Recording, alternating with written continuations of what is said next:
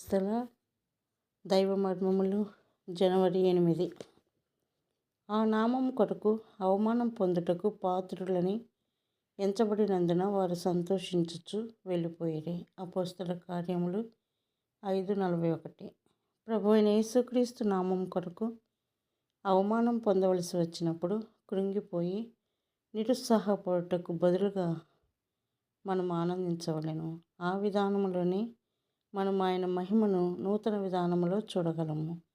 ఆ ఆనందంలోనే మనము నూతనమైన అద్భుతమైన బలమును కనుగొనగలము.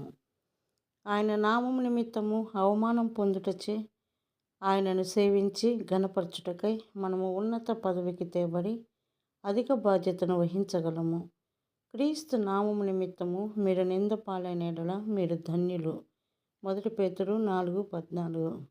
ఆయన నామం నిమిత్తము నిందను భరించుట అను దైవిక ఆధిక్యత నీకు ఇవ్వబడుటకు నీవు తగిన వ్యక్తివని ఎంచబడినందుకై ఆనందించుము. అదే నిజమైన హెచ్చింపు. నీ ఆధిక్యతను నీవు గ్రహించినప్పుడే నీవు బలమొందెదవు. మనకు బలమై ఉన్న దేవుని యొక్క ఆనందంలోనికి ప్రవేశించుట ఎట్లో మనలో ప్రతి ఒక్కరము నేర్చుకునేదముగాక.